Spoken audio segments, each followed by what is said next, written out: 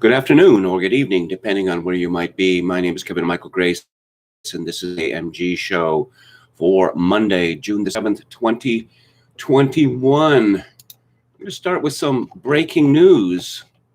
This is from the Daily Mail. I was not aware of this story at the time. Unbreakable Kimmy Schmidt star Ellie Kemper apologizes for being crowned 1999 pageant winner of racist Veiled Prophet Ball. She apologized Monday for taking part when she was 19 years old. The Veiled Prophet organization has been criticized in the past for its racist history and ties to white supremacy. The controversy erupted a week ago after a photo of her being crowned the winner when she was 19 resurfaced and started spreading on social media. The image sparked controversy after a person referred to Kemper as the KKK queen for being crowned the winner. This is one of these apologies which reads as if it was extracted at gunpoint. I'm going to read it to you. Hi guys, when I was 19 years old, I decided to participate in a debutante ball in my hometown. The century-old organization that hosted the debutante ball had an unquestionably racist, sexist, and elitist past. I was not aware of this history at the time, but ignorance is no excuse. I was old enough to have educated myself before getting involved. I unequivocally deplore, denounce, and reject white supremacy. At the same time, I acknowledge that because of my race and my privilege, I'm the beneficiary of a system that has dispensed unequal justice and unequal rewards. There is a very natural temptation when you become the subject of internet criticism to tell yourself that your detractors are getting it all wrong. But at some point last week, I realized that a lot of the forces behind the criticism are forces that I've spent my life supporting and agreeing with. I believe strongly in the values of kindness, integrity, and inclusiveness. I try to live my life in accordance with these values. If my experience is an indication that organizations and institutions with pasts that fall short of these beliefs should be held to account, then I have to see this experience in a positive light. I want to apologize to the people I've disappointed, and I promise that moving forward, I will listen, continue to educate myself, and use my privilege in support of the better society I think we're capable of becoming. Thanks for reading this. Such epic groveling over what? Over what? The Daily Mail informs us that this organization did not include Black or Jewish members until 1979, but that was 20 years before Ellie Kemper was crowned the queen. They still have their parade in St. Louis. It hasn't been canceled. But yes, Ellie Kemper has learned that ignorance is no excuse. Does she bring that up when dealing with producers in Hollywood? Does she vet them carefully? I bet she has vetted them, or they've been vetted for her. And, well, you know, a girl's got to eat. So you just keep working with unfortunate people. Oh, here's another story from the Mail. And amazingly, Tony Fauci still has a job as President Biden's top science advisor. Fauci escapes questions on his emails and COVID origins and is instead asked about family dinners and his childhood bike. In fawning interview with Jill Biden, that's Dr. Jill to you, Daily Mail, on Live with Kelly and Ryan. They're trotting out the president's wife to support poor, battered Tony? My, this must be serious. The First Lady and the infectious disease expert sat down with host Kelly Ripa and Ryan Seacrest. They fielded questions about Fauci's time delivering medicine as a youth on his Schwinn bike for family pharmacy business. Kelly said she could spend the rest of my life meandering through a pharmacy. Ripa noted that she and Biden are from neighboring hometowns and that Biden's is the blueberry capital of New Jersey. Fauci also spoke about having family dinners at 9 p.m. What time is dinner and how long does it last? Ripa asked the First Lady. This comes as Fauci is under fire over email dump amid questions about the origins of the coronavirus. Fauci got only a few basic questions about vaccines for children and if the U.S. public need booster shots. But he wasn't pressed about his emails that suggest he publicly quashed evidence that COVID leaked from a Wuhan lab and revealed his close relationship with Chinese scientists at the start of the outbreak. There was a birthday last week. How did you celebrate? Host Ryan Seacrest asked. Biden responded with a description of her beautiful birthday celebrations with the president at their beach house in Delaware. At one point, host Ripa noted that she and Dr. Biden were from neighboring towns. Yes, President Biden has said he has full confidence in his advisor and insists he won't be fired under any circumstances. The Mail has a list of 10 questions Fauci should have been asked. Should you have gone public earlier with the suggestions that the typical mask you buy in the drugstore is not really effective at keeping the virus out, which is small enough to pass through the material? Should you have pressed the Wuhan labs harder on whether they were using U.S. grants to research gain of function theory? Should President Biden be pressing China harder to hand over more evidence about the origins of COVID? Do you think there was any chance the virus was engineered?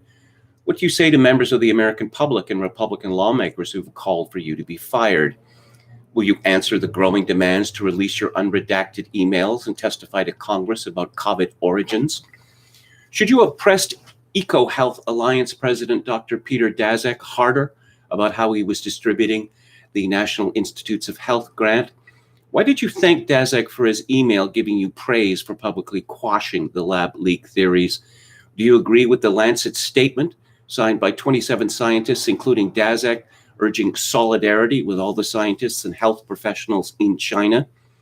What do you say to accusations that you lied to Congress about Wuhan lab using U.S. taxpayer money for gain of function research? Is there any microphone that Tony Fauci turns down? This is from Ian Hanchett in Breitbart. On Friday's broadcast of MSNBC's Rachel Maddow show, White House Chief Medical Advisor Dr. Anthony Fauci stated that the recent criticisms of him are really very much an attack on science. And the thread going through what's happening now is very much an anti-science approach. Host Maddow asked, am I building you up to be thicker-skinned about this than you are? Are you actually worried about this new sort of re-upping of attacks on you? Fauci responded, well, I'm concerned about that more because it's very much an attack on science, I think, Rachel. He then discussed his conflicts with AIDS activists in the past and stated that those activists were fundamentally good people. They were not anti-science. Yes, blaming AIDS on Ronald Reagan personally, there's nothing anti-science about that. What is the thread that's going through what's happening now is very much an anti-science approach. So there's a big, big difference. I mean, it is what it is. I'm a public figure. I'm going to take the arrows and the slings, but they're fabricated, and that's just what it is. Fauci later added that the origin of the virus is an important question, but it is being approached now in a very vehement way, in a very distorted way, I believe, by attacking me. Golly, why would anyone want to attack Dr. Anthony Fauci? And let's look at some news from Summit News. This is Paul Joseph Watson. Chinese government scientists filed COVID vaccine patent before pandemic began. He was found dead 3 months later. Surely a coincidence. Dating apps allow users to reject the unvaccinated. Again, from Paul Joseph Watson. You should be worried about infection, he comments, but yes, I'm not going to repeat that. Scientist who told Fauci COVID potentially engineered deletes Twitter account. A leading virologist who emailed Dr. Fauci in January 2020 to tell him that the COVID-19 virus looked like it had been engineered in a lab has gone dark on Twitter after deleting thousands of posts, then terminating his entire account completely. Dr. Christian Anderson of the Scripps Research Institute recently hit headlines after his comments were highlighted in the FOIA-released Fauci emails. Anderson's comments prompted Fauci to order his deputy Hugh Auchincloss to expect a call from the former to discuss the matter. Fauci attached a paper to the email concerning previous gain-of-function research and wrote, "Read this paper as well as the email that I will forward. You will have tasks today that must be done." Just 2 months after suggesting the virus was inconsistent with expectations from evolutionary theory, Dr. Anderson published a paper throwing his full weight behind the natural origin theory. The scientist then received a Creed grant totaling almost $2 million from Fauci's NIH, at the same time that Dr. Peter Daszak, president of the EcoHealth Alliance, the organization that was intimately involved with the gain-of-function studies in Wuhan, received the same funding. In the wake of the email reveal, the scientist was under bombardment to explain his initial findings. It appears that he responded by blocking those asking questions. Yes, and there was a tweet from Zero Hedge, which was banned from social media for bringing up the lab leak hypothesis. We got any apologies from Facebook on this? I don't think I've seen any. I don't think so. Anderson then claimed that the tweets were auto-deleting, a suggestion that many found laughable, reasoning that 5,000 tweets don't just suddenly auto-delete all at once. Another man who still has a job. German study finds lockdown had no effect on stopping spread of coronavirus. This is again from Summit News. A major new study by German scientists at Munich University has found that lockdowns had no effect on reducing the country's coronavirus infection rate.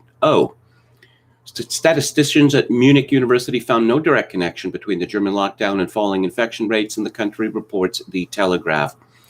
The study found that on all 3 occasions before Germany imposed its lockdowns in November, December, and April, infection rates had already begun to fall. The R rate, the number that indicates how many other people an infected person passes the virus to, was already under 1 before the lockdown restrictions came into force. As Summit News highlighted last year, a leaked study from inside the German Ministry of the Interior revealed that the impact of the country's lockdown could end up killing more people than the coronavirus due to victims of other serious illnesses not receiving treatment. This is by no means the only study to have concluded that lockdowns are completely useless and don't work. A peer-reviewed study published in January by Stanford researchers found that mandatory lockdowns do not provide more benefits to stopping the spread of COVID-19 than voluntary measures such as social distancing. Back in March, Stanford medical professor Dr. Jay Bhattacharya told Newsweek that COVID lockdowns are, quote, the single worst public health mistake in the last 100 years, unquote. Earlier this year, academics from Duke, Harvard, and Johns Hopkins concluded that there could be around 1 million excess deaths over the next 2 decades as a result of lockdowns. Other research has concluded lockdowns will conservatively destroy at least 7 times more years of human life than they save. So, yes, Peter Daszak. Boy, that fellow is in the news an awful lot. And again, this is from Steve Watson of Summit News. Revered scientific journal The Lancet has created a task force to investigate the origins of the coronavirus that caused a global pandemic. Yet it has decided to employ as its leader the very guy who funded the dangerous gain-of-function research at the Wuhan lab and subsequently allegedly bullied other scientists into avoiding looking into the lab as a potential source of the outbreak. In the wake of renewed scrutiny of the lab leak hypothesis, the Lancet's task force will reportedly focus on analyzing data on all of the theories put forward on the origins of COVID, on the reasons why SARS-CoV-2 was able to break out of Wuhan and spread globally, and the most plausible strategies to prevent future pandemics. It also states that the task force will review thoroughly and objectively all publicly available evidence, particularly the peer-reviewed literature, and conduct interviews with key leaders in science, medicine, policy, and civil society. Objectively, right. Dr. Peter Daszak, who is heading up this task force, is perhaps the least suitable scientist on the planet to objectively analyze the data given his track record. Daszak, as president of the EcoHealth Alliance, shoveled at least $600,000 to the Wuhan Institute of Virology in the past few years to play around with coronaviruses inside the lab through the now infamous gain-of-function research. Daszak, who also works for the World Health Organization, is on record admitting that he was involved with manipulating coronaviruses. In a video taken in December 2019, he talks about how good the viruses are for altering in a lab. Daszak notes that coronaviruses are pretty good. You can manipulate them in the lab pretty easily. The spiked proteins drive a lot about what happens. You can get the sequence, you can build the protein. We work with Ralph Barrick at UNC to do this, insert into the backbone of another virus and do some work in a lab. No wonder then that Daszak, as lead investigator for the World Health Organization investigation, determined within 3 hours of visiting the Wuhan lab in February 2021 that there was nothing to see here. Recently released emails now document that Daszak thanked Dr. Fauci for dismissing the lab leak theory before any scientific research had been done on the possibility. Daszak was later employed as an expert fact checker by Facebook when it was monitoring and removing so-called misinformation about the origins of COVID on its platform, much of which was credible scientific research. Facebook has since reversed the policy of banning any posts containing information suggesting COVID-19 was man-made. Daszak's Twitter profile is basically one long "it came from bats, not a lab" thread, much to the annoyance of some other science. Richard Ebright tweeted, having approved the awarding of NIH funding to Wuhan Institute of Virology twice, Fauci has a massive conflict of interest on the subject. Failure to disclose this conflict of interest represents journalistic malpractice. Why does this guy keep getting put in charge of investigations, task forces, and fact-checking when it's abundantly clear he has the biggest motive to dismiss the lab leak notion? As microbiologist Professor Richard Ebright has noted, Daszak was the contractor who funded the laboratory at the Wuhan Institute of Virology that potentially was the source of the virus, with subcontracts from $200 million from the U.S. Department of State and $7 million from the U.S. National Institutes of Health. And he was a collaborator and co-author on research projects at the laboratory. Daszak has already lied about the type of research that was being conducted at the Wuhan lab, claiming after the outbreak happened that he didn't know if it was gain of function or not.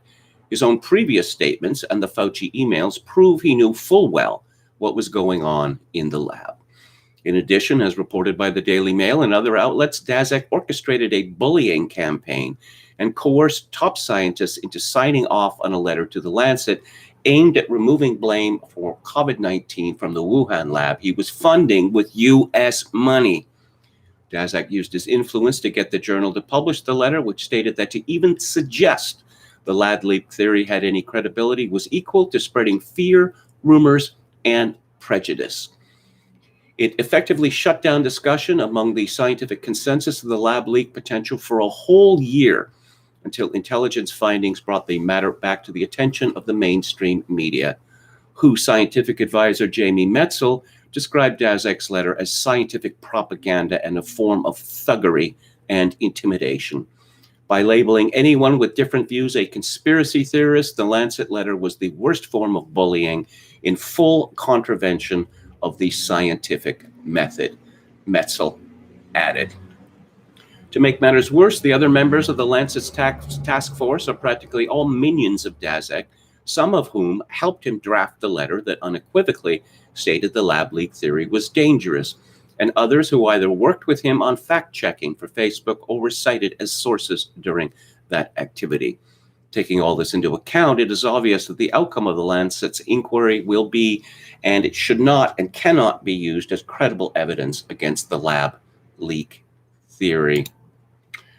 And another breakthrough story from the Daily Mail. Rare genome sequencing almost certainly proves COVID was deliberately made in a Chinese lab before it leaked to the world. Another expert study makes bombshell claim.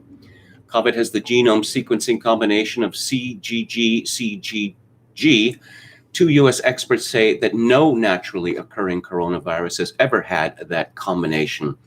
The CGG combination is extremely rare, except when it is used by scientists doing gain of function in laboratories. The experts conclude that it is more likely than not that the virus was therefore created in a lab. The claim was made by Drs. Stephen Key, CEO of biopharmaceutical company Atossa Therapeutics, Inc., and Richard Muller, a physics professor at the University of California, Berkeley, in the Wall Street Journal on Sunday. Still waiting for those apologies, but I guess we're not going to get them, are we?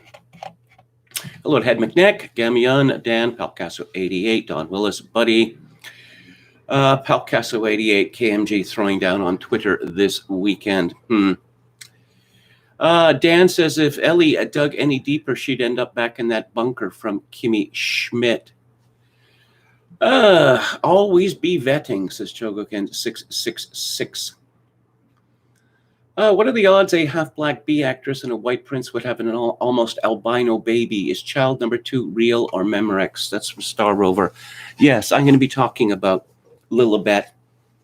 And the Sussexes appear to have procured another child. Okay. This is about as useful as a post-mortem, says Roulette Crack. They all dropped the ball when it counted. Hello to Glib Medley. I hope you're staying cool. AC status? No, the air conditioning is not on. That throwdown went on too long. If you go back and forth with people like that for too long, the stink starts to rub off on you as well, says Ann Run. Quite possibly. Quite possibly. Jay Miller says, LOL at Peter Daszak as the lead investigator of the lab. No conflict of interest, mate. William Hicks says, Kevin, have you read Jeffrey Tucker's piece on the emails? He read all of them, a pretty interesting summary. No, I haven't, but I will. I saw a meme going around on Twitter with, Hillary Clinton and Anthony Fauci.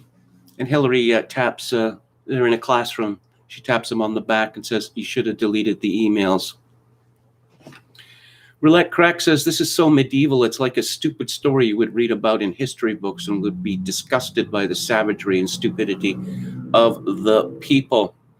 Roulette Crack says, to summarize, the general public were collateral damage while they played power politics and siphoned public funds, nothing to do with science at all. Yes, I wonder if anyone is going to go to prison because of this. I'm not counting on it. Let's have a look at lockdown skeptics. Hospital admissions for COVID continue to fall in scariant hotspot, Bolton. Vaccines available for people aged 25 and over from Tuesday. This is in England and Wales. Dating apps partner with government to enable users to swipe past unvaccinated singles. And there's a picture here of Sabrina, 23.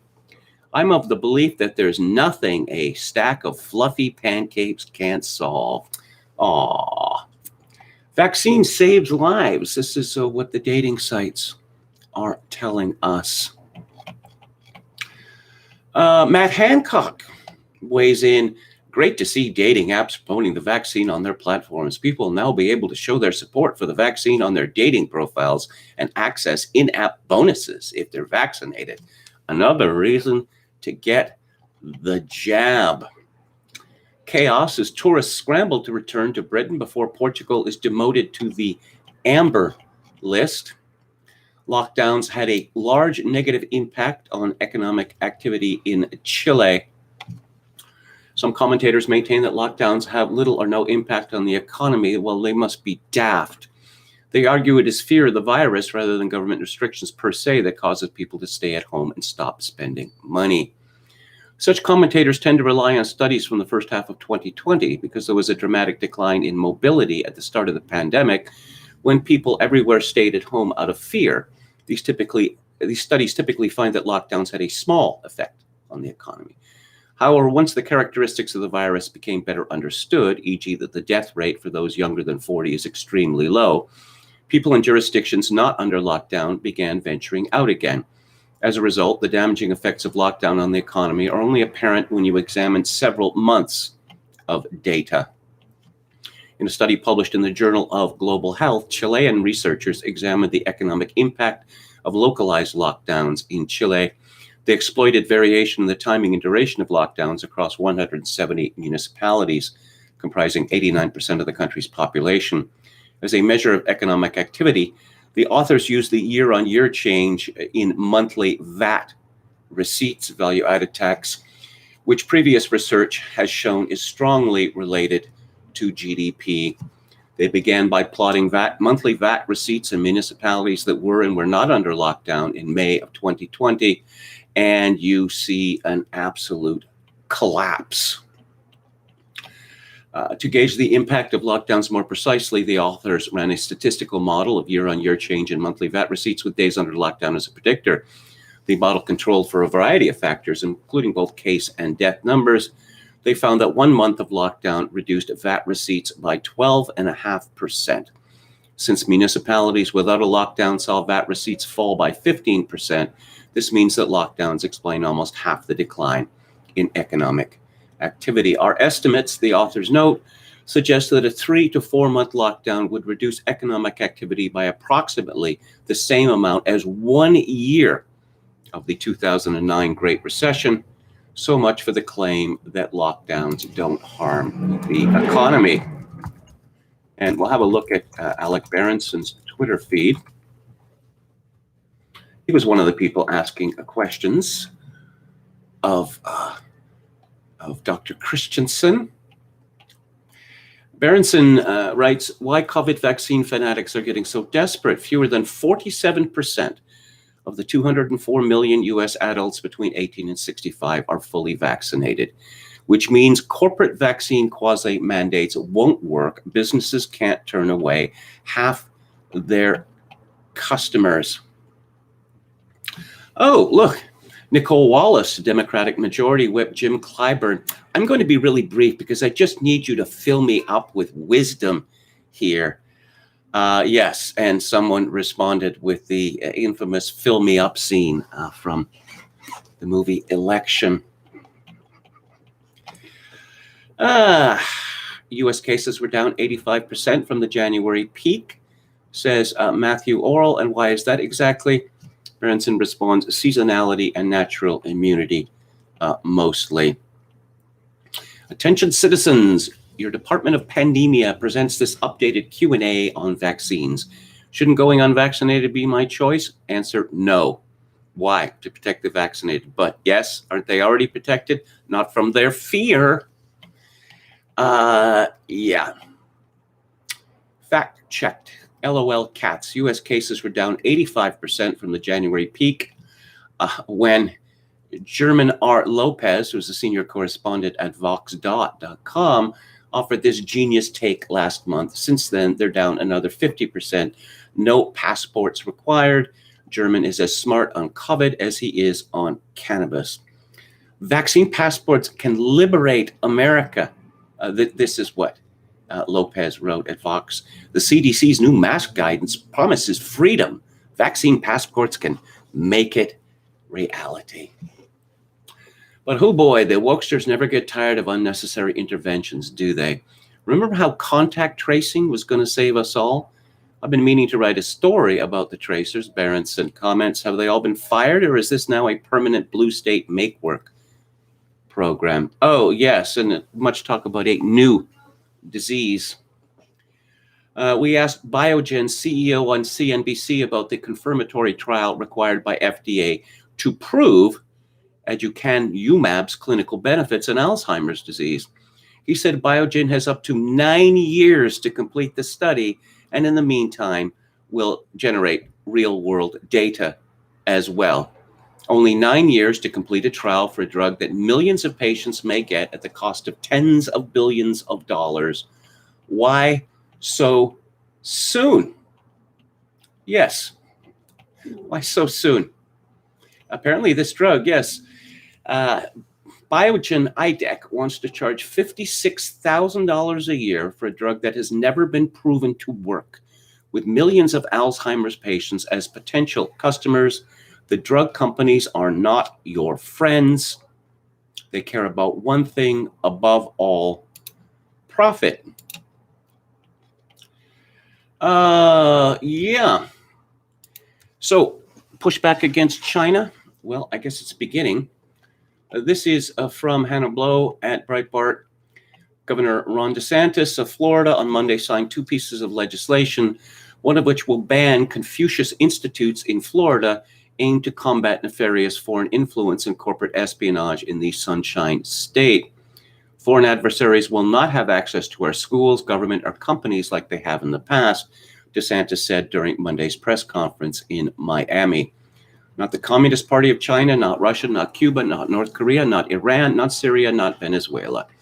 In fact, the first bill signed today safeguards our public institutions from undue foreign influence, and that means prohibiting agreements between public entities and the Communist Party of China or Cuba or any of these other malignant forces, he said. That's certainly good to see. Another story from Breitbart from Jeff Poor on this week's broadcast of Fox News' Sunday Morning Futures. Senator Ted Cruz was asked by host Maria Bartiromo if he thought National Institute of Allergy and Infectious Diseases Director Dr. Anthony Fauci had committed perjury on questions of gain-of-function research when testifying before a U.S. Senate committee. Cruz said that appeared to be the case. It sure looks like it, he replied. He looked at Rand Paul's eyes and told a flat-out falsehood. And unfortunately, this has been a pattern with Dr. Fauci, that what he says on Monday somehow isn't the same as what he says on Tuesday. But don't worry, what he says on Wednesday is almost certain to be different. And I got to say this email dump that came out makes clear that this is not just being sloppy, it is systematic. And it is systematically an effort to mislead the American people. And as you noted, he wasn't doing it alone. He was doing it with much of the U.S. government behind him and with Facebook and other big tech operating as an extension of the U.S. government in order to silence any views that disagreed not with the science, because he wasn't looking for the science. He was suppressing the science, but rather trying to silence anything that disagreed with a political narrative that was convenient that he was pushing at the moment. According to Cruz, given big tech, including Facebook, is working with the federal government, the government-protected monopoly it enjoys should be examined. Unfortunately, I don't expect the Biden administration will do anything to hold them to account, he said. But these latest breakthroughs have real consequence because now it is clear that Facebook was operating at the direction of and in the direct benefit of the federal government and operating as the government censor, utilizing their monopoly position to censor on behalf of the government. Maria, that's a very dangerous admission that is now out there for Facebook, because it means anybody in the country or anybody in the world whose speech was censored by Facebook, if you went out and posted the facts that led a year ago to the very strong likelihood that the COVID virus escaped from a Chinese government lab in Wuhan, China, if you posted that a year ago and they took it down, I think there's a very good argument that you had a cause of action against Facebook. And Facebook would ordinarily say, we're a private company, we're not liable. Well, you know what?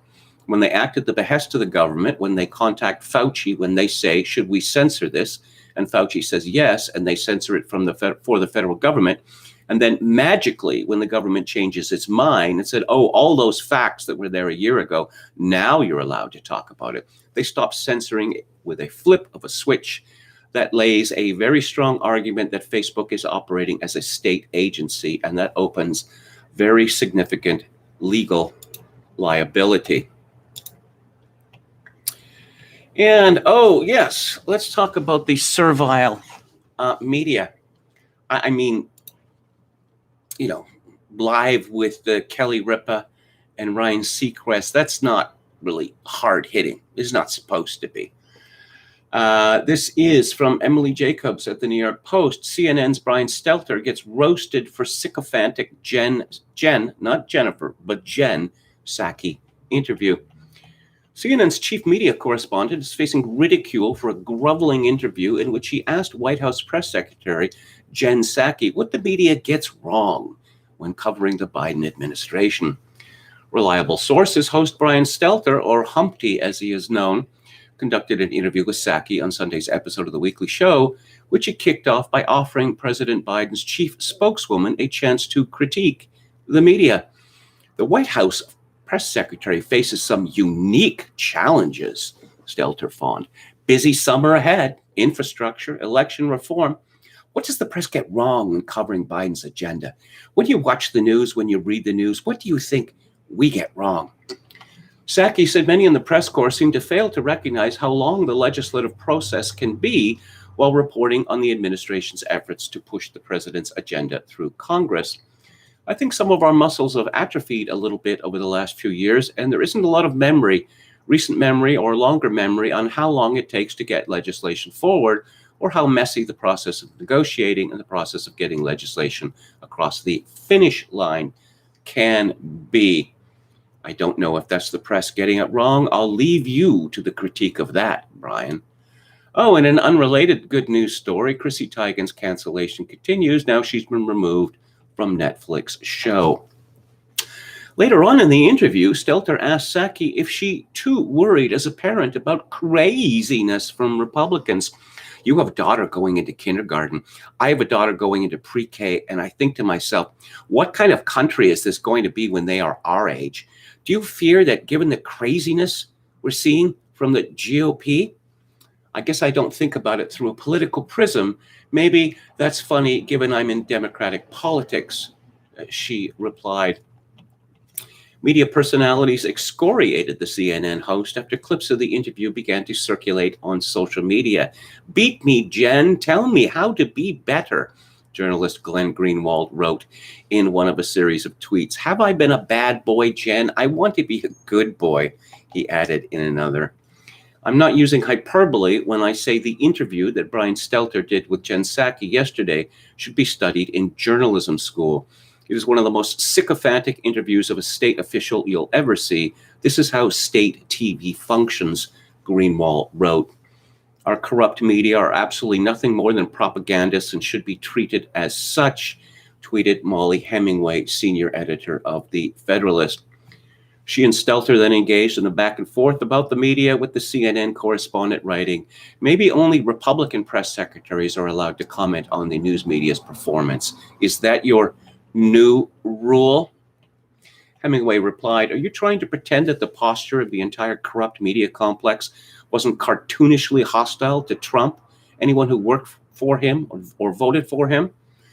Because just FYI, the country was not given memory-erasing drugs causing them to forget all what you did.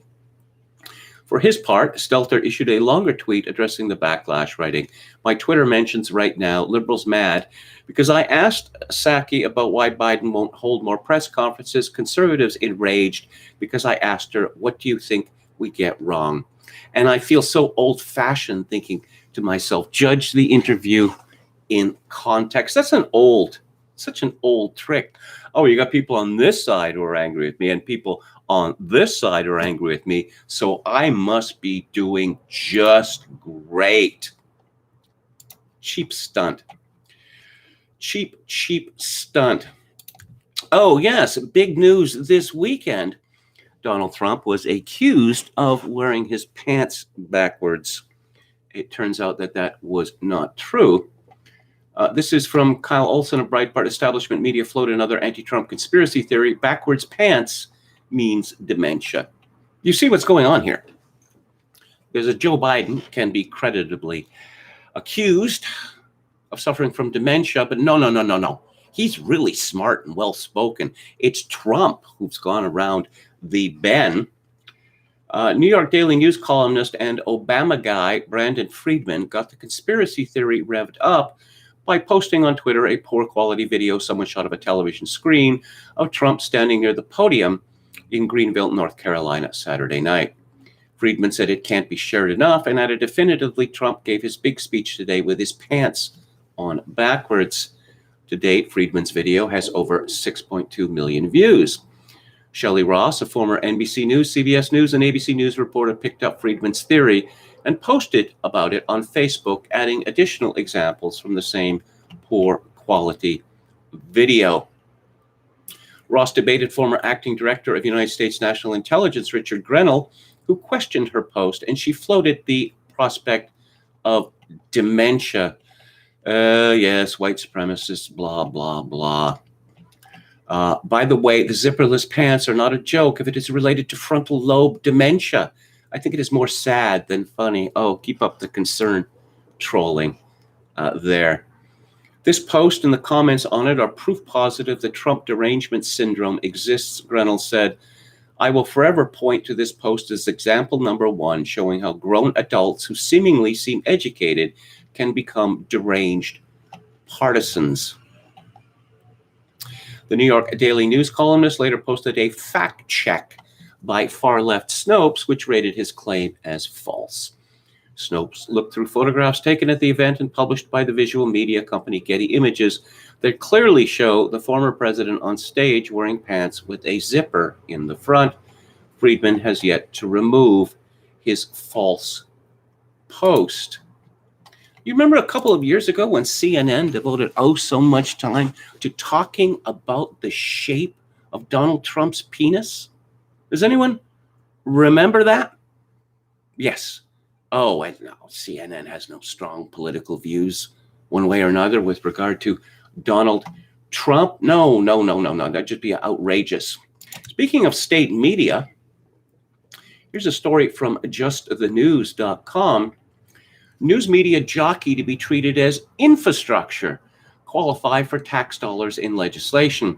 Proposal to give local media outlets $2.3 billion in federal tax money would have been anathema in earlier generations when news industry leaders demanded independence from government. Senator Maria Cantwell, Democrat of Washington, is leading the charge to secure the money in the legislation being negotiated between President Biden and bipartisan members of Congress. Broadcast journalism and news journalism are part of our critical infrastructure, Cantwell told the National Association of Broadcasters last month. The campaign is gaining attention and support in journalism circles, too. The Hill newspaper's opinion contributor, Victor Picard, argues that, like broadband and other key components of our information systems, local journalism should be included in infrastructure. Noting that local journalism is no longer commercially viable, Picard said that local news serves our critical information needs, particularly regarding vital issues such as vaccines, elections, and public safety. He actually said that. Vaccines, elections, and public safety. Not enough government propaganda out there for his liking. The newspaper industry, still our primary source of original reporting, has lost well over 50% of its workforce since the early 2000s, leading to hundreds of closures and news deserts across the country. I don't know if something disappears and isn't missed. Is that really such a tremendous loss? Both Steve Waldman, writing for Poynter, and Picard argue that tax credits, subsidies, and/or vouchers should be provided for Americans to use towards local news of their choice. They also suggest using the U.S. Postal Service, which already provides subsidized delivery of newspapers. Picard said that USPS offices could serve as multimedia hubs and informational feeders for our entire news media ecosystem, while pointing out that the U.S. spends significantly less money on public media than most other developed democracies. Both Picard and Osita Inwanavu for the New Republic suggest transitioning to more public media and nonprofit models and away from commercialization. Yes, people no longer want what they're selling, so the government is going to nationalize it. That's what's happened in Canada, where Justin Trudeau's government gave almost $600 million to news organizations. And you will notice that news organizations in Canada have been very reluctant to engage in any substantive criticism of Justin Trudeau. It's better just to write another piece about his colorful socks. And in actual political news, this is Josh Boswell for the Daily Mail. Hunter Biden was hired by a Romanian real estate tycoon to overturn his bribery conviction through a massive propaganda campaign with help from BP Joe's government connections and former FBI director Louis Freeh. Romanian real estate tycoon Gabriel Popoviciu was convicted in his home country in 2016 of bribery.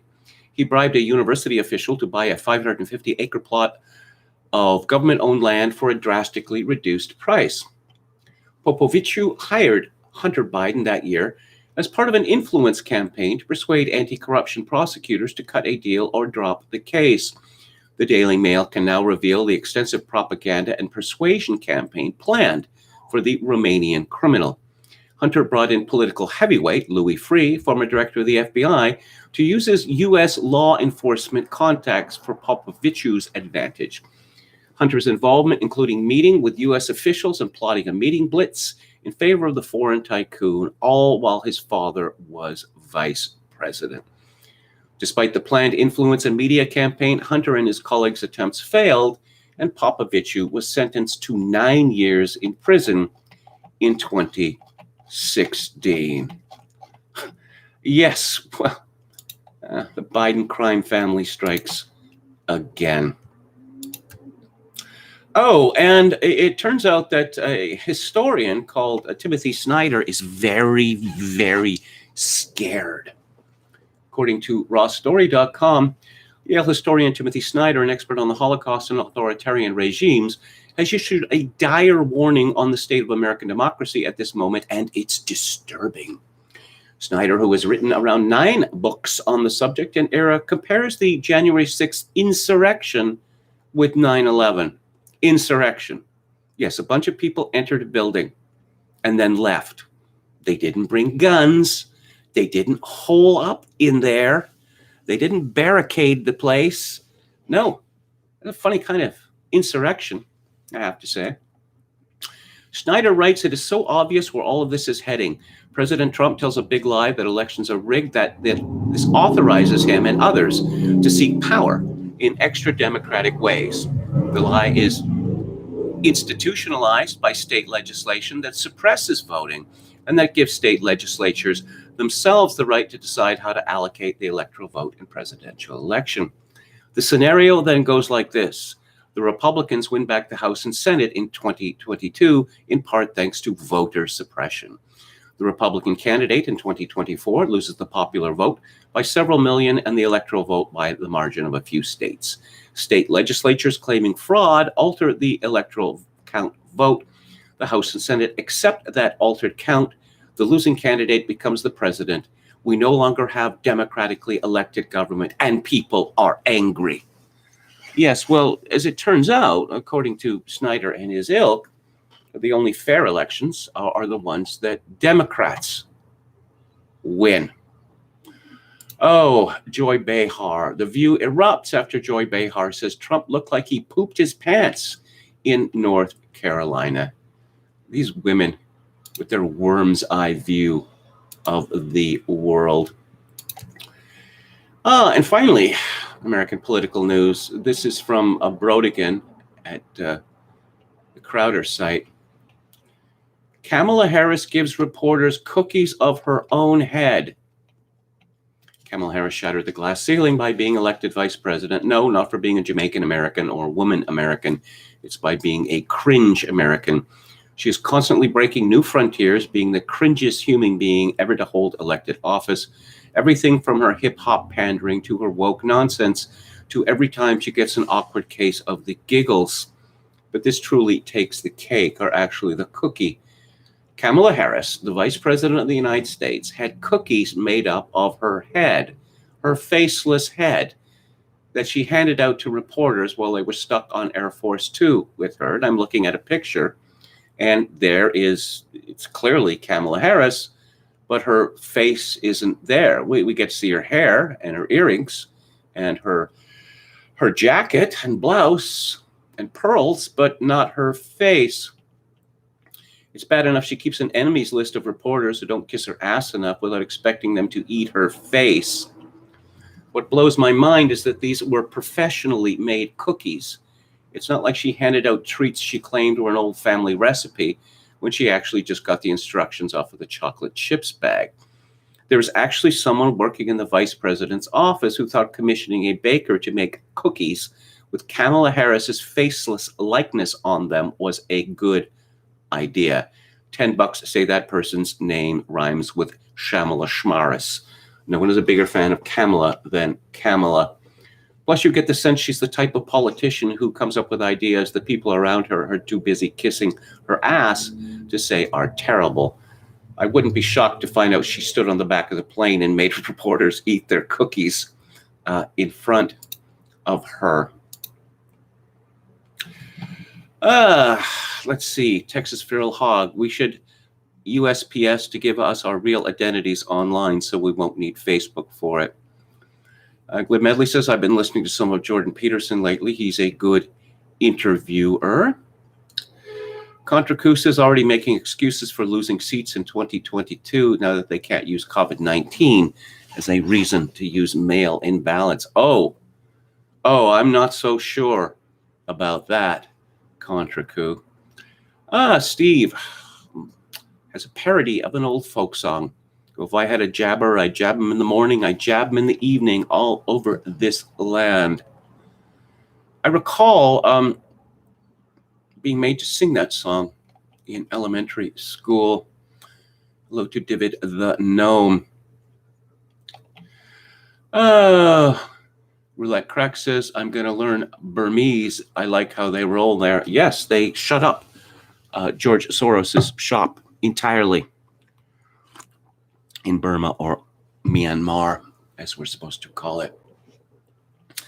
David the Gnome says, did anyone see the Matt Walsh Let's Pay AOC's aunt or whatever to own the libs? Yes, I did see that. And I don't...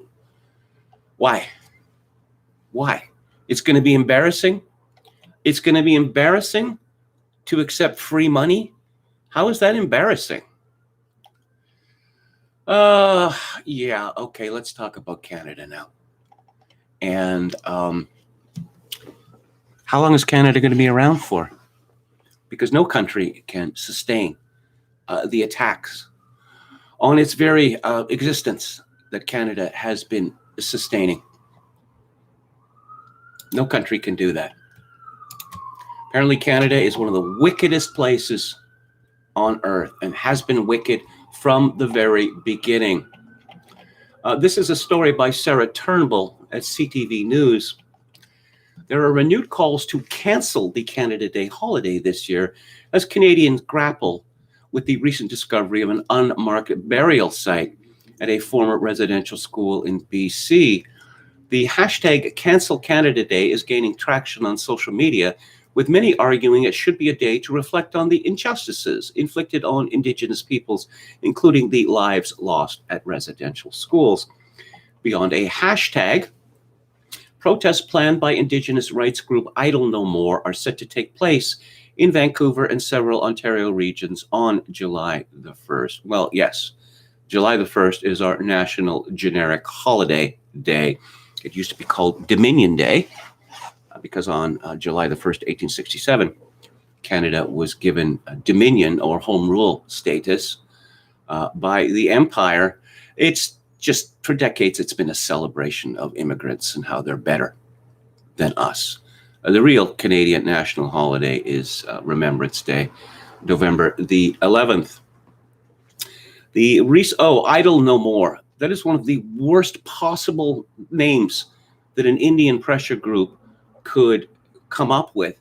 Idle No More. Well, it suggests that previously Indians were idle, which many people would regard as a slur, but that's what they decided to go with. The recent discovery at Kamloops Residential School has reminded us that Canada remains a country that has built its foundations on the erasure and genocide of Indigenous nations, including children. We refuse to sit idle while Canada's violent history is celebrated, reads the group's Facebook event page. How come the number of Indians in this country keeps increasing rather significantly? That doesn't sound like any genocide that I have ever heard of. On May the 28th, the remains of 215 children were found at the site of the Kamloops school formerly run by the Catholic Church. That sentence is blatantly false. It's not like there was an exhumation. It's not like they dug up bones of 215 people. No. There was radar signings done on the area. And what do these radar signings, what do they show? They show disturbed ground. That's what they show. They do not show bodies. There was no evidence presented by the Kamloops Indian Band on May the 28th. None whatsoever. There was merely a claim made. That hasn't stopped the Canadian regime media from going completely nuts about this. NDP leader Jagmeet Singh was asked by reporters Monday whether he supports canceling Canada Day celebrations this year. I believe every single day that we need to focus on reconciliation, that reconciliation has to be a priority, he said, before pointing blame at the federal government for inaction on this file. The Liberal government has said a lot of words, and has not followed those words up with action, and in doing so has hurt the Indigenous community. Your hopes are built up. You're optimistic for the future, only for those hopes to come crashing down. There was a statue that was overturned in Toronto over the weekend, and the police sat on their hands. I guess they weren't going to get involved. Apparently, criminal destruction of property, it's no longer a crime in Canada. This is from Ali Raza at the CBC. Hundreds of Ryerson professors signed letter demanding university change its name.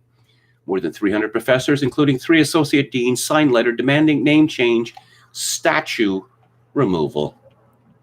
Hundreds of professors and other faculty members signed the letter just a day after Egerton Ryerson's statue was toppled on campus. Today, there remains no cover or excuse to turn away from the truth about the namesake of our university, the faculty letter reads.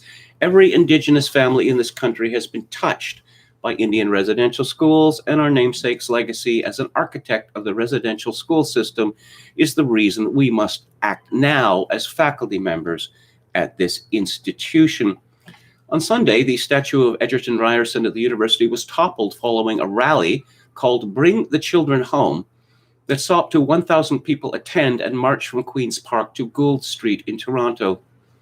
Egerton Ryerson is considered one of the primary architects of Canada's residential school system, and in recent years, staff and students have been calling for the removal of his statue and for the university to change its name. How about George Floyd University? That was a nice ring to it. Does it not? The time for debate is over, the letter reads. Symbols of oppression and genocide that are diametrically opposed to our stated values of equity, diversity, and inclusion, D-I-E, die, have no place in our community. Yes, and in response to a growing controversy over Egerton Ryerson's place in the institution, the university established the Standing Strong, or the Mashko We Ka Pu Win task force, and gave it a mandate to reconsider the university's name. Egerton Ryerson's legacy and other commemorative elements on campus. With the statue removed, there may be regrets that many students, faculty, staff, and community members who worked tirelessly towards its removal were not offered the opportunity to witness the moment it came down, co-chairs Joanne Dallaire and Catherine Ellis wrote. Yes. Didn't get to see the statue come down. And in Vancouver, the University of British Columbia is reviewing honors given to Catholic bishop and former Kamloops residential school principal. John Fergus O'Grady developed integrated high school in Prince George, BC after time in Kamloops. UBC says it is reviewing an honorary degree given to a Catholic bishop now deceased, who served as principal of the Kamloops residential school. He was born, O'Grady, in Ontario and educated in 3 provinces. He was ordained in Saskatchewan in 1934.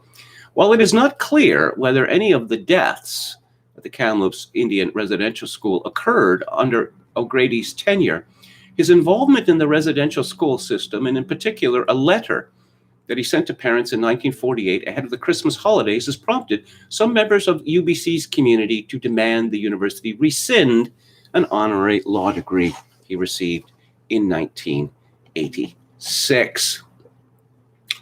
So there are calls in my country for the defunding of Catholic schools, for the Catholic Church to lose its charity tax status. I'm fully expecting now for all funding of Catholic schools to be ended in Canada, and I'm fully expecting a renewed push to force the Catholic Church to marry homosexuals. Yes. So these are very good times for those people who love abortion and love homosexuality. And yeah, again, I must point out that no evidence has been produced to demonstrate these bodies. There's not going to be an exhumation because that would be culturally insensitive. What's it about? This is a shakedown. This is a shakedown. According to the CBC, more than $3 billion has been paid to 28,000 victims of residential school abuse, according to a report released this past March. How do you know whether the people who attended these schools suffered abuse? Because they say so. That was the test.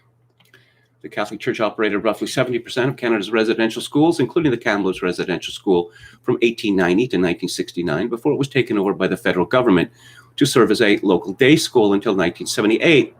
While other churches, like the Anglican and United Churches, have formally apologized for the roles in the residential school system, the Catholic Church has so far refused to do the same. The closest it came was in 2009 when Pope Benedict XVI expressed sorrow for some of the deplorable conduct of church members. In 2018, the Canadian Conference of Catholic Bishops said Pope Francis felt that he could not personally respond to the request for an apology for residential schools. Well, Canada is the apology capital of the world. As just last week, Prime Minister Trudeau apologized for the internment of 500 Italians during World War II. And as Colby Kosh has pointed out in the National Post, these Italians who were interned were all hardcore fascists, supporters, open supporters of Benito Mussolini. This is a shakedown. Produce more bodies or claim that there are more bodies. 51. There's 51 official deaths at the Kamloops residential schools. But I think that they believe if they can make a claim of more bodies, there will be many more millions for this Indian band. And, I see that Aaron O'Toole is in trouble over this as well. Here's a letter in the Toronto Star from Dean and Linda Lindsay in Oshawa. Pope Francis, what is holding you back from apologizing for the abuse of Indigenous children? Well, the Pope is not willing to apologize for the Catholic Church mere involvement in the residential school system, and why should it apologize? In December of last year, we received a holiday card from our MP, Aaron O'Toole. This was after he had told a group of Ryerson students that residential schools were designed to provide education. Yes, they were designed to provide education. That's what they did. There's a very strong suggestion coming out of these stories that these alleged 215 new bodies were murdered by priests and nuns.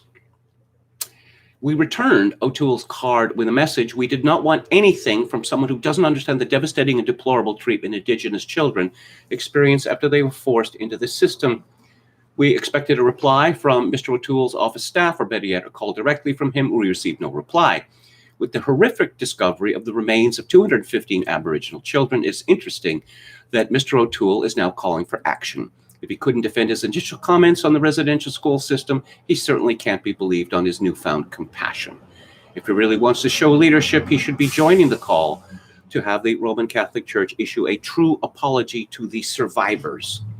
Like our protest card, we don't expect him to show real leadership on this either. It's Holocaust envy. Apparently anyone who went to a residential school, and there's 150,000, is a survivor. Okay. Yes, I'm reminded of a conversation in David Mamet movie, Spartan, where the government has announced that the dead body of the daughter of the President of the United States has been retrieved from the ocean. And, well, that's not true. It's not true. And the member of Delta Force asks an official at the White House, how did they fake the DNA? And she says, you don't fake the DNA, you just issue a press release. And apparently that's what we're getting in Kamloops in Canada now. We're getting justice by press release. And what else is going on in Canada? A Twitter account called Free to Be Me says 1 month isn't enough to celebrate Pride in Canada. What is Free to Be Me? It is Government of Canada action on sexual orientation and gender identity and expression issues. Pride season takes place from June to September. Pride season, with local access across the country, celebrating the resilience and spirit of alphabet people in Canada. Follow us as we highlight Pride celebrations all summer long. And there's a banner, Happy Pride Season, with the logo of the Government of Canada at the bottom right. Free to Be Me has a warning for us. Your comments and contributions must be relevant and respectful. We reserve the right to remove or delete comments and contributions that are homophobic, defamatory, and hateful, and to block users who do not respect our term of use. Yes. Oh, and the Government of Canada logo is now a rainbow with the black and brown and with the trans colors as well. To kick off Pride season in Canada, the Alphabet People Secretariat at Canadian Heritage is proud to invite you to a virtual flag-raising event on June the 15th at 11 a.m. June is Italian Heritage Month, and what better way to celebrate than by watching the Alphabet People Canadian classic, Mambo Italiano. Get your popcorn ready, Canada. It's movie night. What an utter joke my country has become. Just an utter joke. Steve Saylor made the joke, Canada, just 1 month is not enough for the Feast of Festivus. You either get the joke or you don't, and I'm not going to explain it because it refers to a disgusting practice. Let's have a look at the chat. Okay. I still don't know what to make of Greenwald, says Jay Miller. Jogan 666, wow, those Canadian college students really hate that statue. The media misses Donnie so much that they had to shop a photo of him to accumulate clicks. Rent-free city, says Jay Miller. Roulette Crack says they said they wanted the storm and mass arrests. They got pants on backwards. Boomer blogger. Okay. What an act of embarrassment for Matt Walsh, says Jay Miller. Metal Mike says, give them spring as the Pride season. It's only a few days these days before the blistering heat hits. Goose says, Pride is a grave sin. It's kind of an arch sin, the sin that begets other sins. Our society is truly satanic. Somehow Pride Month season seems even darker now that I'm thinking about it that way. Georgy Starkov says Catholic priests have been issuing groveling apologies to their parishioners written by their bishops. Isn't pride a sin? Asked Chogokin 666. Something Gameston says Greenwald is coming around, even if he's got his social preferences. I took a short break from the show to watch Jeopardy! Imagine my surprise when that clue came up.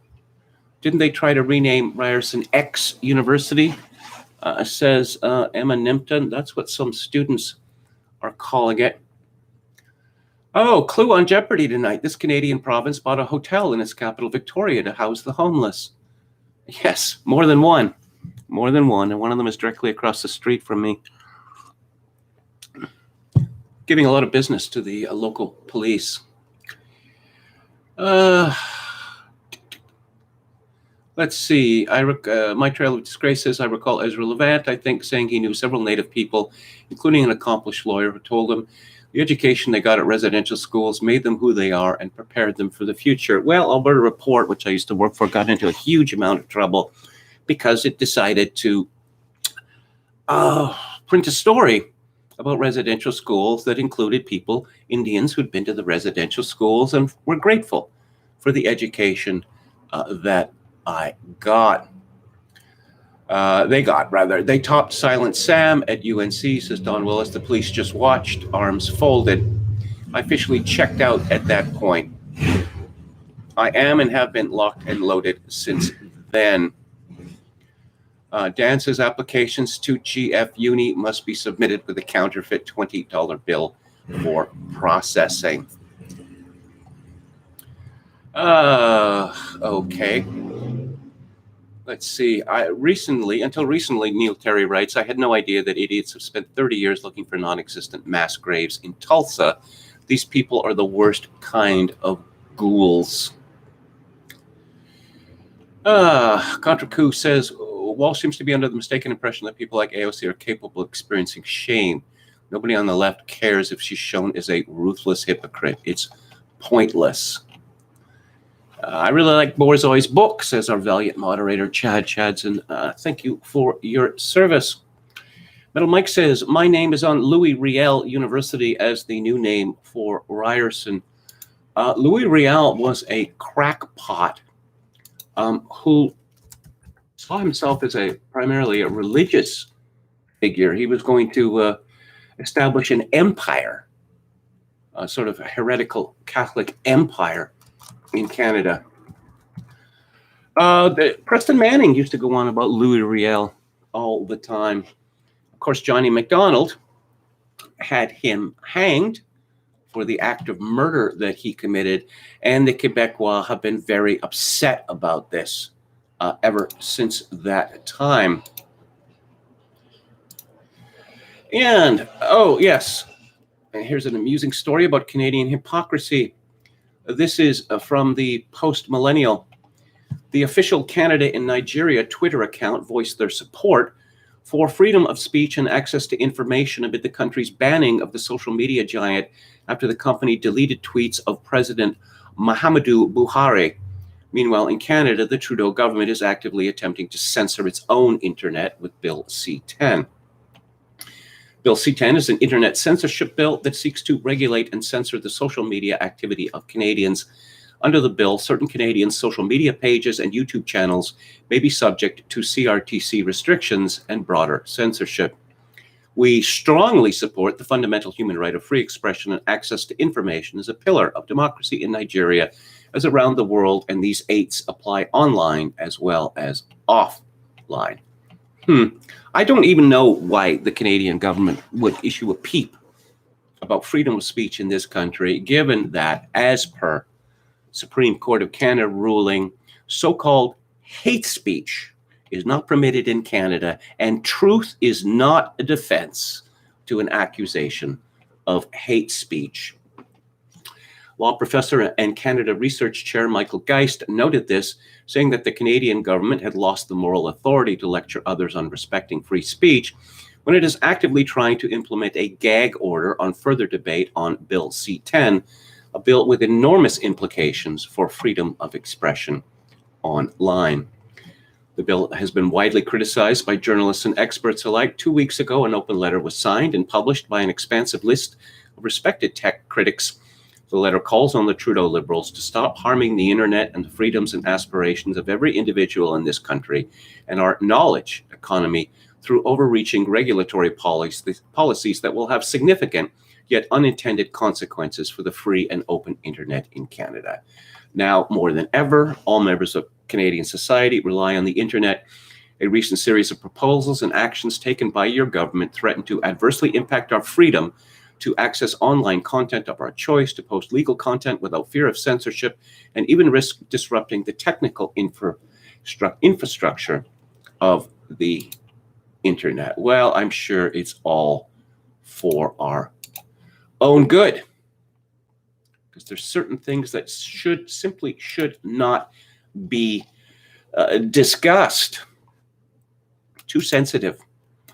And I'm going to return now to Hilaire Belloc's 1912 classic, The Servile State, and the section where he looks at alternatives to capitalism. And let's see. So it is equally obvious, Belloc writes, that if you conclude property in itself to be no evil, but only the small number of its owners, then your remedy is to increase the number of those owners. So much being grasped, we may recapitulate and say that a society like ours, disliking the name of slavery and avoiding a direct and conscious reestablishment of the slave status, will necessarily contemplate the reform of its ill-distributed ownership on one of two models.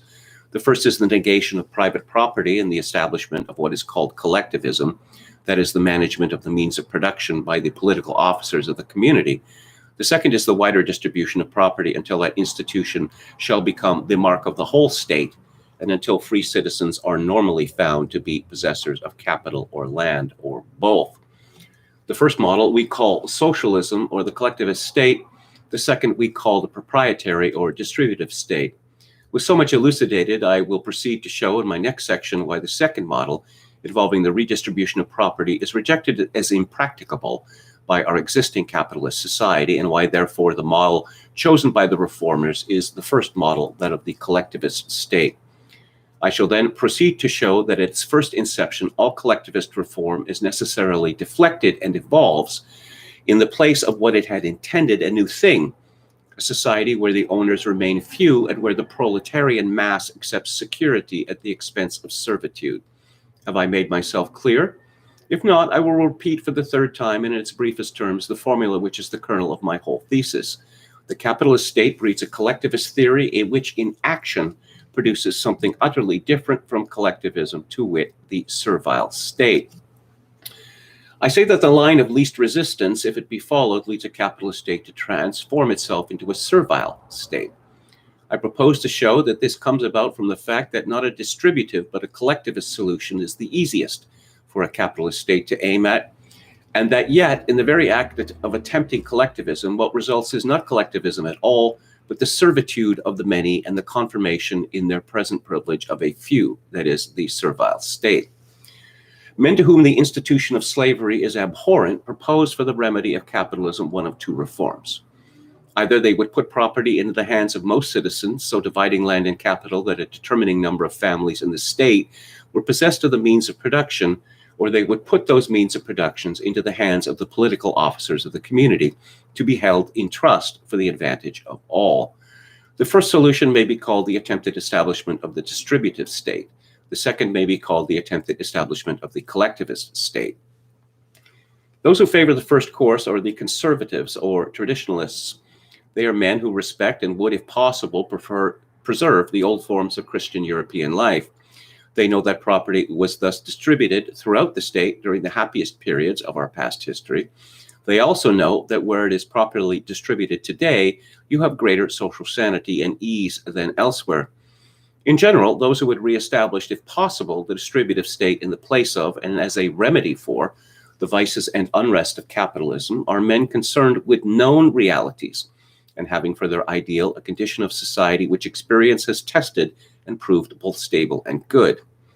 They are then, of the two schools of reformers, the more practical in the sense that they deal more than do the collectivists, also called socialists, with things which either are or have been in actual existence. But they are less practical in another sense, as we shall see in a moment, from the fact that the stage of the disease which they are dealing does not readily lend itself to such a reaction as they propose. The collectivist, on the other hand, proposes to put land and capital in the hands of the political officers of the community, and this on the understanding that they shall hold such land and capital in trust for the advantage of the community. In making this proposal, he is evidently dealing with a state of things hitherto imaginary, and his ideal is not one that has been tested by experience, nor one of which our race and history can furnish instances. In this sense, therefore, he is the less practical of the two reformers. His ideal cannot be discovered in any past known and recorded phase of our society. We cannot examine socialism in actual working, nor can we say, as we can say of well-divided property, on such and such an occasion in such and such a period of European history, collectivism was established and produced both stability and happiness in society. In this sense, therefore, the collectivist is far less practical than the reformer who desires well-distributed property. On the other hand, there is a sense in which this socialist is more practical than that other type of reformer, from the fact that the stage of the disease into which we have fallen apparently admits of its remedy with less shock than it admits of a reaction towards well-divided property. For example, the operation of buying out some great tract of private ownership today as a railway or a harbor company with public funds, continuing its administration by publicly paid officials, and converting its revenue to public use, is a thing with which we are familiar and which seemingly might be indefinitely multiplied. Individual examples of such transformation as waterworks, gas, tramways, from a capitalist to a collectivist basis are common, and the change does not disturb any fundamental thing in our society. When a private water company or tramway line is bought by some town and worked thereafter in the interests of the public, the transaction is effected without any perceptible friction, disturbs the life of no private citizen, and seems in every way normal to the society in which it takes place. Upon the contrary, the attempt to create a large number of shareholders in such enterprises and artificially to substitute many partners distributed through a great number of the population in the place of the original few capitalist owners would prove lengthy, and at every step would arouse opposition, would create disturbance, would work at the expense of great friction, and would be imperiled by the power of the new and many owners to sell again to a few. And I will have more of Bellick tomorrow. I want to talk about a crazy person now. And this woman's name is Dr. Such a lot of doctors around these days. Dr. Aruna Kalinani. And her parents came to America from Pakistan. Her parents are both physicians. This woman hates America and white people in particular. This is from Joshua Rhett Miller at the New York Post. A New York City-based psychiatrist who shared her violent fantasy of shooting white people in the head during an Ivy League lecture claims her shocking words were taken out of context. Dr. Aruna Kalinani, a Manhattan-based psychiatrist and psychoanalyst, told the New York Times on Sunday that she only meant to use provocation as a tool for real engagement, while saying she dreamed of executing white people. Too much of the discourse on race is a dry, bland regurgitation of new vocabulary words with no work in the unconscious, she reportedly wrote in an email. And if you want to hit the unconscious, you will have to feel real negative feelings. Kalinani added that listeners and critics alike should not have taken her words literally and could instead use them as a therapeutic tool. My speaking metaphorically about my own anger was a method for people to reflect on negative feelings, she added, to normalize negative feelings, because if you don't, it will turn into violent action. But apparently this works in only one direction. Kalinani, who earned her New York State medical license in 2008, told the Times her lecture was well received at first. She called on Yale to reduce a video of the lecture in several TikTok videos while insisting to the newspaper that the college should not have been taken aback by its content. They knew the topic, they knew the title, they knew the speaker, Kalinani told the Times. Something is emotionally dangerous about opening up a conversation about race, Kalinani wrote in an email. Well, dangerous to some people. No one wants to look at their actions or face their own negative feelings about what they are doing. The best way to control the narrative is to focus on me and make me the problem, which is what I stated occurs in the dynamic of racism. Killinanny, who did not return a request for comment from the Post Monday, said she doesn't regret her word choice.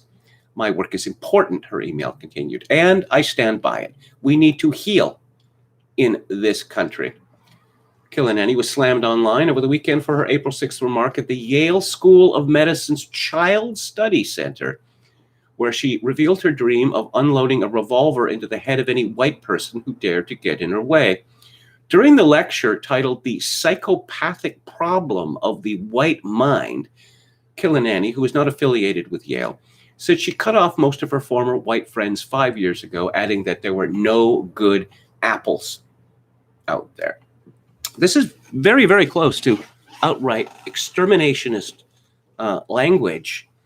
But since this woman is from Pakistan, she gets a pass on that. Never mind that Pakistanis are not from Africa. They are not black. There's just another grief tourist.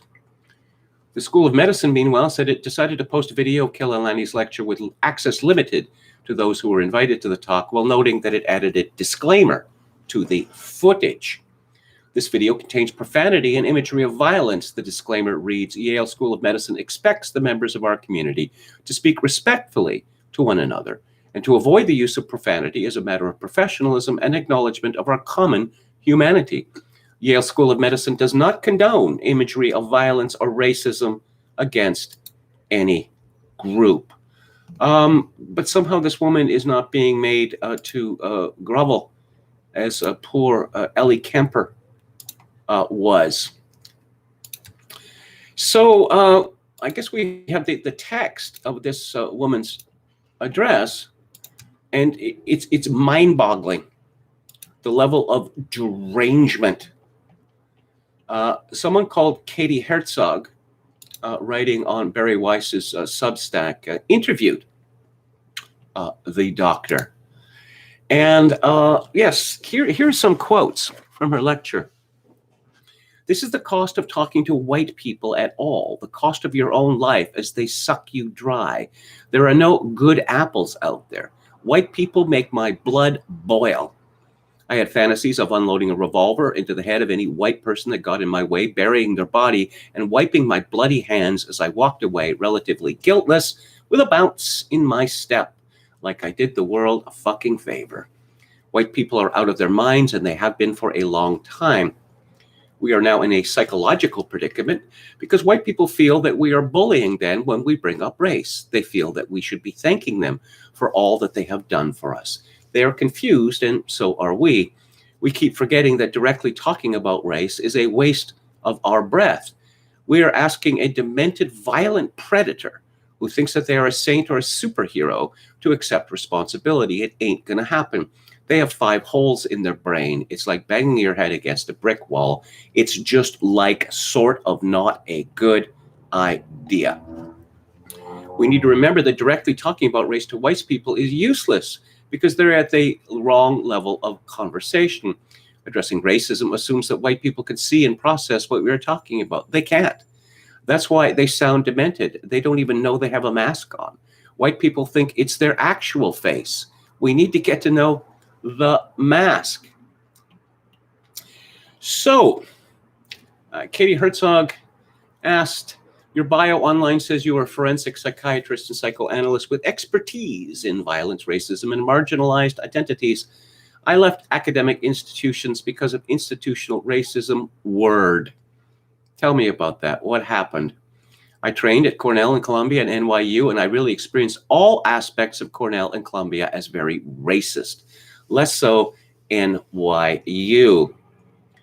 And then she claims that she got beat up by a patient's family member and it wasn't taken seriously. Did you file a complaint? No, because the more that you push back, the more they are going to keep attacking you. So that she says that she has, this is really good. This is really good. What is the difference between white people suffering and the suffering of people of color? People of color, myself included, suffer from being positioned in the world psychologically and the stuff that goes with it. Violence, this, that. Now, white people suffer from the problems of their own mind. They suffer with trust. They suffer with intimacy. They suffer with closeness, shame, guilt, anxiety. They suffer with their minds. Don't get me wrong. People of color are also neurotic and have their own stuff and ups and downs. But there is a fundamental issue, I think, that is very unique to white suffering. And I think that's their own mind. Okay. Yes. Yeah, you can go to Barry Weiss's Substack, and you can find the whole thing there. Let's see. She says, around 5 years ago, I took some actions. I systematically white ghosted most of my white friends, probably to their great relief, and got rid of the couple white BIPOCs that snuck in my crew too. I stopped watching the news. Once I started, I couldn't stop. I have less than 1% left. It was also a public service. Yes. So these BIPOCs that she ghosted, they're effectively white people. And we've been hearing a lot of this. You see, it's not just white people who are racist. There are people who are Black or Hispanic, and they're racist too. How? Well, they've, internalized white supremacy, which is, it's reminiscent of the way the communists used to talk about class and how certain people suffered from false consciousness. And you see that certain Black and brown people in America, they suffer from false consciousness too. A lot of people say that the election of Donald Trump was a reaction to this, but then Donald Trump had a higher share of Black and Latino voters in 2020. How do you explain something like that? It's internalized whiteness. After a period of time, you're going to start internalizing these things because you're attacked. You say in your talk, I got rid of the couple white BIPOCs that snuck in my crew too. What sort of an adult physician talks about having a crew? What is a white BIPOC? It's someone who has internalized a lot of these thoughts. It's the same thing.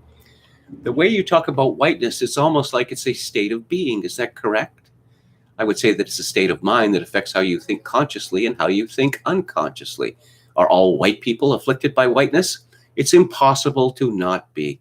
You would have to do an incredible level of work to not be. And where would we be in North America without the tremendous contributions made by Pakistanis? Would we have any civilization at all? Neil Terry says, in all places and times, ethnic hostility is the norm, often is not downright hatred. It's in white libs as well, but unlike normal societies, is aimed at their own. What's a white BIPOC? Yes, says Tom Anderson. Who is in charge? Is secession again. Can that person hurry up? I just can't anymore. I simply can't share a country with these people, says Emma Nimpton. Well, see, racism is crippling, and there's nothing that white people can do about it. And this suggests an end game, doesn't it? And we're hearing more and more about this. White BIPOC crew member equals username available, says Ann Run. She's a doctor, not some transgressive artist, says my trail of disgrace. I don't know. I really dislike most baby boomers, says Dionysius. Apparently, this woman from Pakistan, or families from Pakistan, white women pay her a lot of money, I guess, so that they're going to be, less white? I don't know, but is that even possible? She also has a particularly problem. She got a problem with gluten-free bread. She got an obsession with it.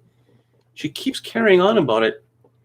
Here's a story by Catherine Salgado at the National Pulse. A summer accounting program sponsored by a number of major New York universities and designed for high school students does not permit white students to apply. The program, Career Opportunities in the Accounting Profession, is sponsored by the Moynihan Scholarship Fund and the New York State Society of Certified Public Accountants, as well as 9 leading New York universities, including 5 public ones. The course intends to introduce to the accounting profession 250 promising underrepresented high school students. Let's see. And these institutions are Ithaca College, Medgar Evers College, Rochester Institute of Technology, St. John's University, Siena College, SUNY New Paltz, SUNY Oswego, the University at Buffalo, and Westchester Community College. And again, 5 of them are public universities. So who gets to take part in this? On the application form for the program, applicants are supposed to choose a race or ethnicity option with which they identify. Hispanic, Black, Asian, Native Hawaiian, or Pacific Islander, and Native American are among the options on the application form. White, however, is not even an option. As defined by the EEOC, please refer to our requirements and the information below to apply as an unrepresented student, Hispanic or Latino, a person of Cuban, Mexican, Puerto Rican, South or Central American, or other Spanish culture or origin, regardless of race. I know that there are a lot of people in Cuba and in Mexico who consider themselves to be white, but they get in anyway for some reason. A father whose son, a high school junior, is interested in business, anonymously expressed his frustration over the racial prejudice of the program to campus reform. The father was upset that his child can't apply because he's white. Campus Reform reached out to the university sponsoring the accounting program and received a response from SUNY Oswego's provost and vice president for academic affairs, Scott Furlong, that indicated Furlong agrees that the program may be unfair. Unfair? Illegal? Possibly. And let's take a look at Jim Kunstler's column for today. Reset yourself. He has some fun with the Davos folks. If Quentin Tarantino made a James Bond movie, the villain would be a maniac named Klaus Schwab, played with a light touch by Christoph Waltz, leading a Schmersh-like org bent on turning the world into a utopia of robots. And of course, absolutely everything would go wrong, leading to a joyously comical bloodbath in the climax. Are we living in that movie, one wonders? In real life, is there even such a thing anymore? Klaus Schwab is the octogenarian head of the World Economic Forum, the NGO that hosts the annual cavalcade of global villains at Davos, Switzerland, held every January in perfect designer snow, with the raclette melting temptingly on the hearth, endless flutes of Bollinger RD Extra Brut making the rounds, and plenty of pretty young things on hand, only some of who know a reverse repo from an Appenzeller Sennenhund. Must be fun as all get out.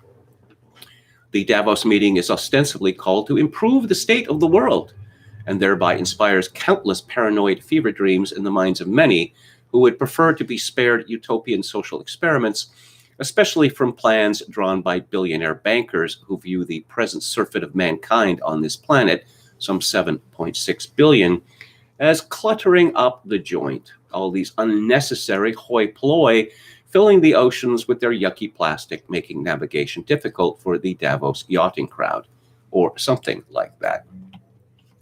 Klaus Schwab has been shockingly literal about his wish for utopia, summing up his vision as, you will own nothing and you will be happy about it. No property. And then what? Logically, no corpus of contract law to regulate it. Farewell, pesky U.S. Constitution. Let's face it, it's been falling apart lately anyhow. How is that going to make folks happy?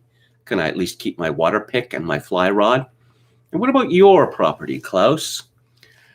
Jim asks, and the property of your non-agenarian buddy, George Soros, including all that cash money he's been sprinkling around the USA to fund the election of utterly incompetent attorneys general and district attorneys so as to sow chaos in America's streets.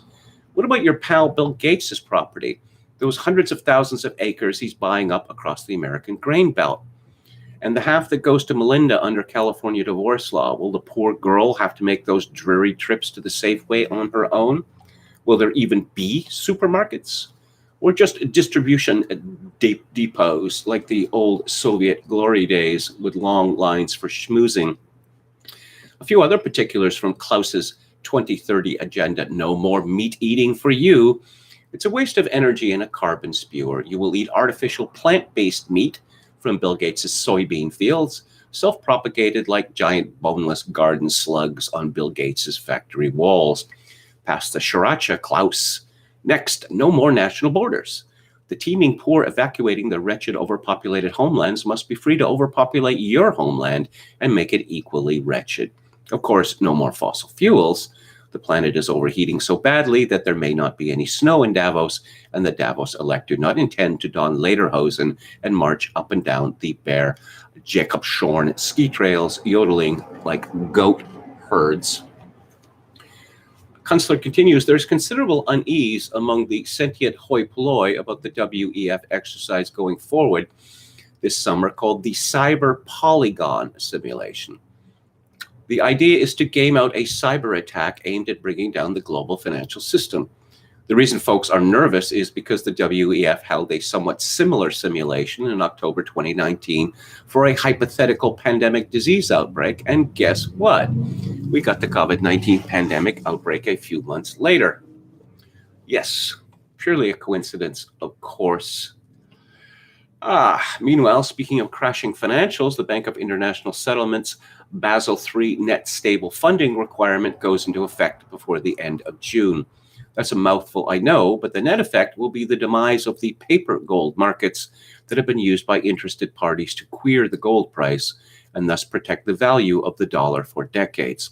Combine that move with the $11 trillion that Joe Biden's handlers seek to print up and distribute the next year or so, and it kind of looks like the US dollar should be given last rites. Prepare to reset yourselves to flat broke. Housekeeping note.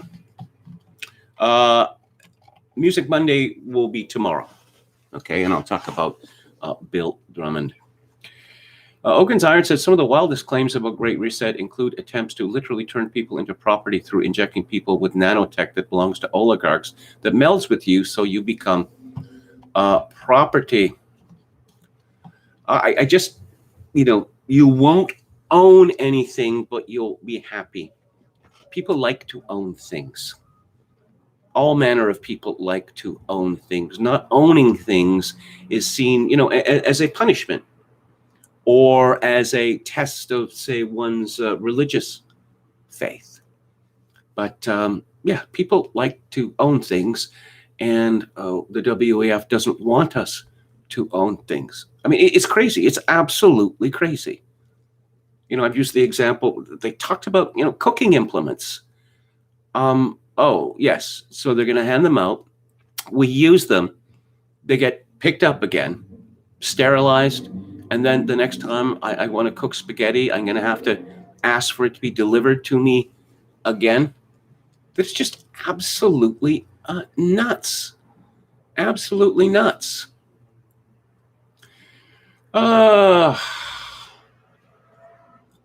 And I want to talk about, Prince Harry and Meghan Mertz procuring another child, or perhaps, announcing that this is going to happen. Incredible amount of secrecy regarding the supposed or putative second birth by Meghan Mertz. I don't believe that she produced a natural child the first time around, and I do not believe it this time as well. This is from Sarah Nathan at the New York Post. Prince Harry called up the Queen for permission to name his daughter Lilibet, which is the monarch's nickname, page 6 is told.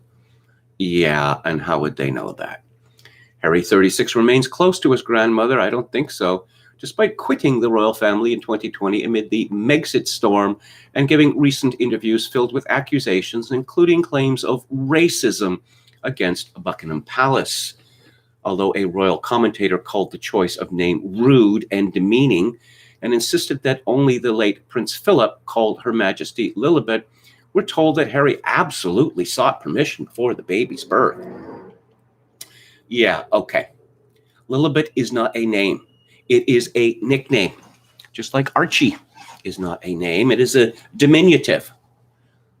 This is trash. This is trash behavior.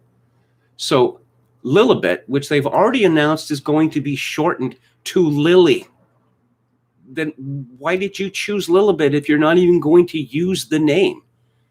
So you have a diminutive of a nickname. First Archie.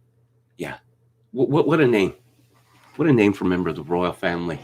Archie. You know, there's a perfectly good name called Archibald. You know, they could have chosen Archibald and then decided to shorten it to Archie. But I think they want people to think that they have the popular touch.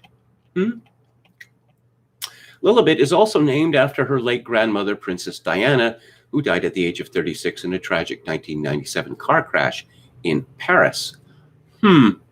Yeah, how long before Harry goes around with a T-shirt that says, "My mom was Lady Di," you know?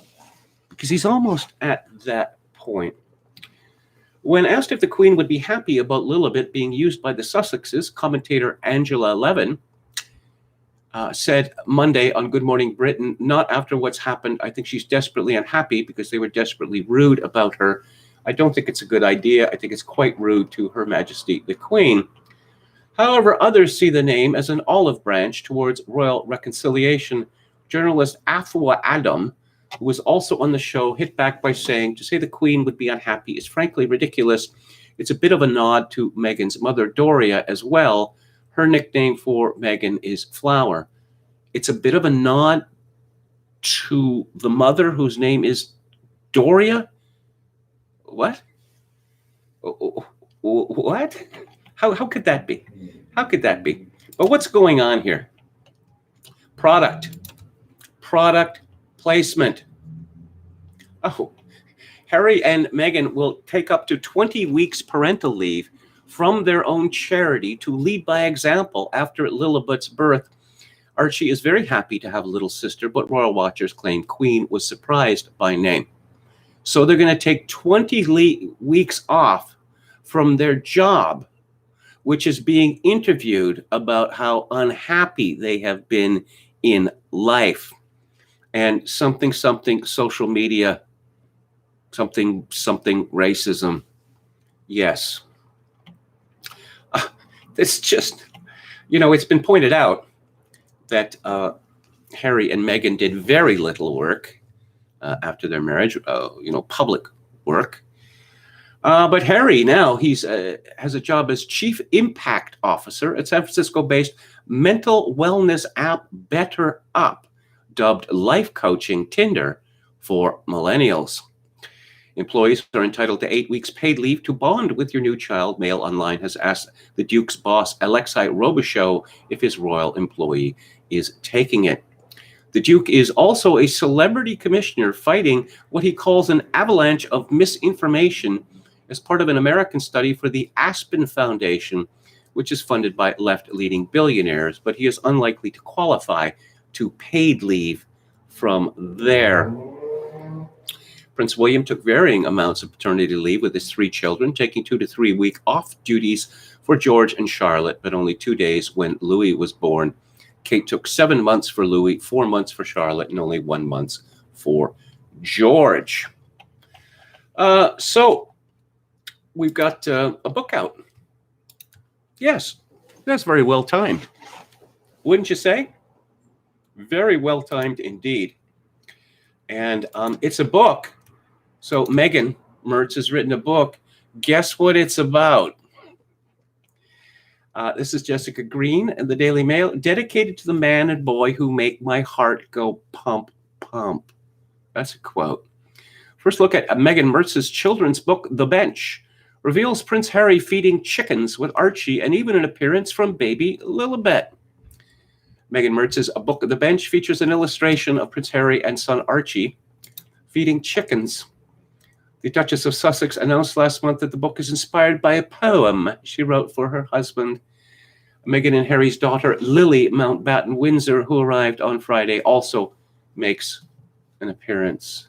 Well, how would they know what she looks like unless she had been selected in advance? Let's see.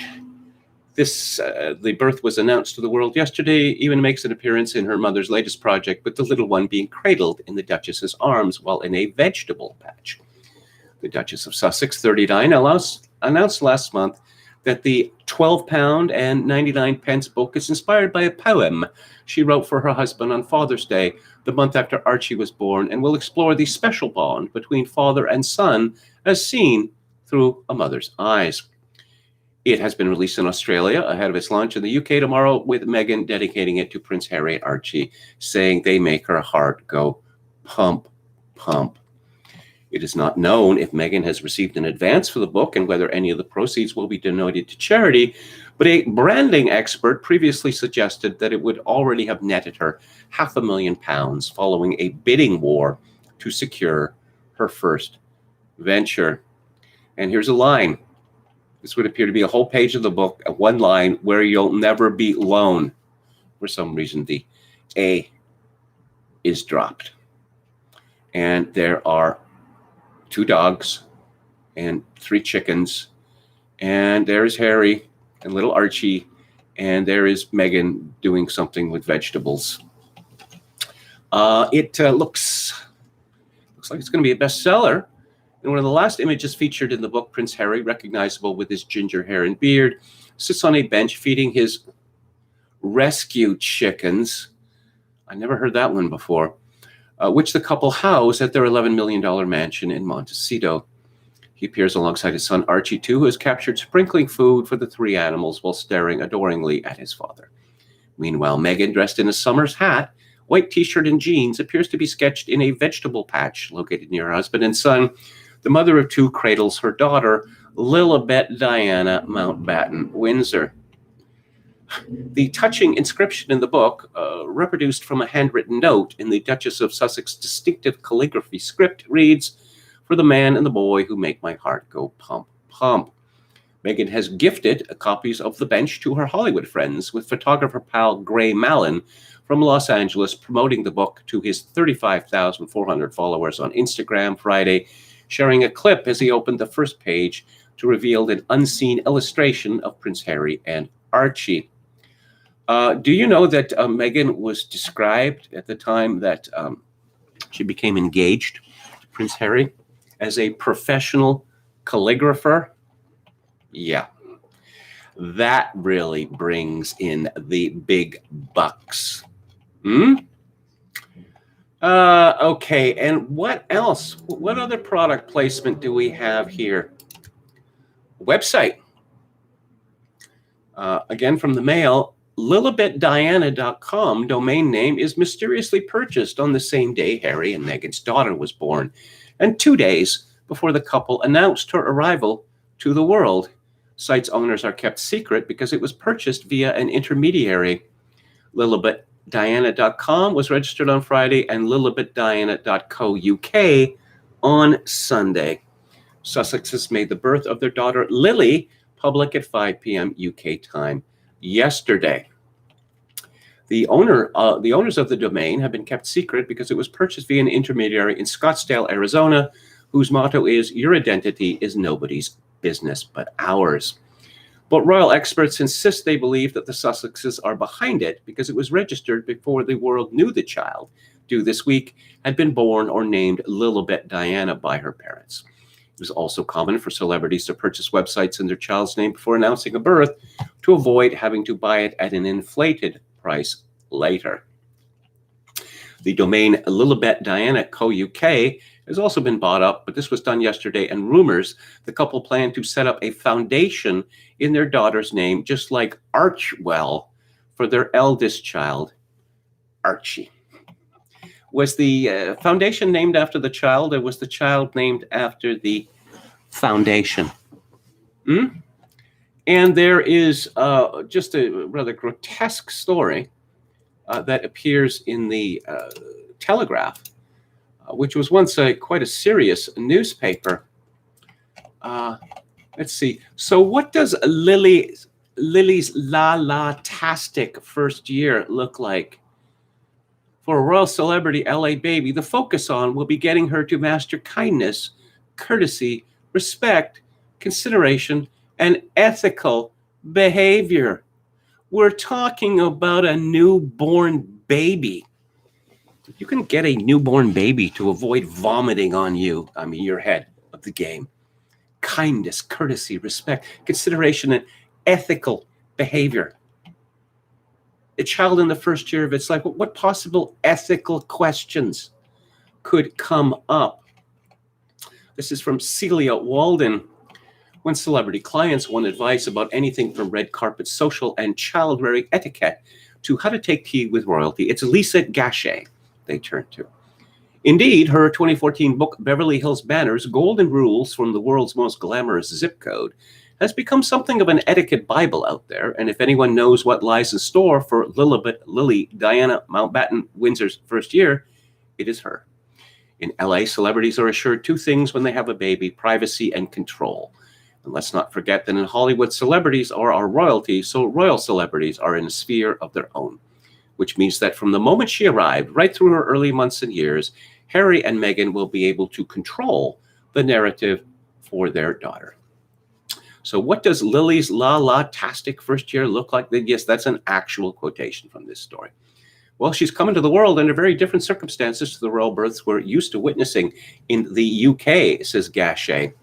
Emphasis on witnessing, not for Meghan, the grueling new mum press hazing Princess Diana, the Duchess of York and the Duchess of Cambridge were forced to go through as they posed for their photo calls outside the Portland Lindo Wings hours after giving birth. There's a reason for that. The reason for these pictures is to assure people that the baby is a natural child of its mother. And that is exactly the opposite of what we have got from Meghan Mertz.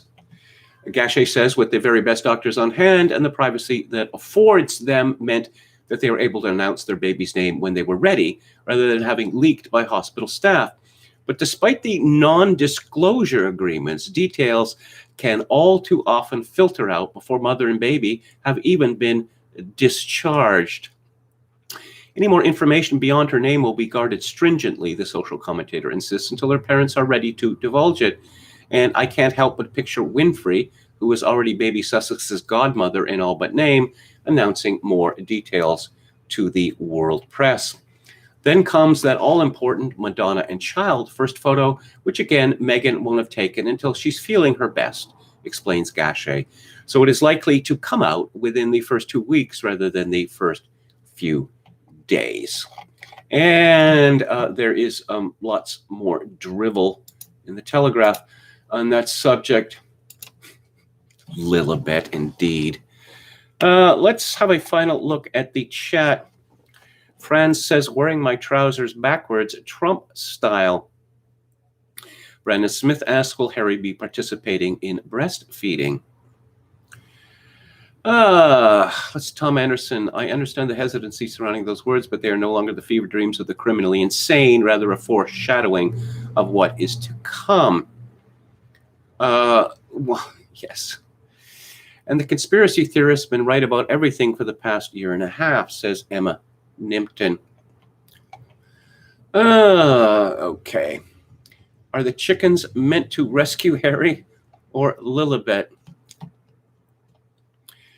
Tom Anderson says, KMG, the exterminationist rhetoric coming from that Pakistani woman is highly disturbing, not because there's a lone lunatic out there. Well, you know, are we told that, you know, words kill? Some cases they do. You know, there's one word that we're not allowed to use ever. Well, some of us aren't allowed to use it. But we're getting all this exterminationist speech. And, it has to be understood in its proper context. The proper context being that this woman hates white people and doesn't want them around. Ogan's Iron says, my fave is people who name their kid Junior. Just Junior. There was a there was a singer. She was briefly a singer in Britain. I guess she was big in the 90s. I'm trying to remember her name. She's constantly in the tabloids because, of her failed romances, failed marriages, all the trouble she's had, enormous weight gain, enormous weight loss, etc. And her parents named one of their children Mary and another one of their children Molly. Molly is a nickname for Mary. So you essentially gave two of your children the same name. So as I say, Music Monday is tomorrow this week. I apologize if I put anyone out. On Theater Thursday, I'm going to be discussing Fred Zinnemann's 1966 film, A Man for All Seasons, and which features a outstanding performance by Paul Scofield as Thomas More. I guess the studio would have preferred to go with a better known actor, but they made the right choice. And on the book club on Friday, I'm going to be discussing a book by Roosh called American Pilgrim. So that's it for today. Thank you all for tuning in. If you like the show or any part of it, I would appreciate it if you would click on the like button and subscribe to my YouTube channel if you have not done so already. If you would like to support this live stream with a donation, which I could really use right now, based on my circumstances, my PayPal account is attached to Kevin_Grace at hotmail.com. Once again, Kevin_Grace at hotmail.com. If you are in Canada and would like to make a direct donation to the live stream, that can be done via Interact at kevingrace@shaw.ca. And as always, I leave you with this. In these days of social atomization and civilizational collapse, I do dearly wish that you, my dear viewers and listeners, manage to forge a genuine human connection in order to ease the burden. Good night.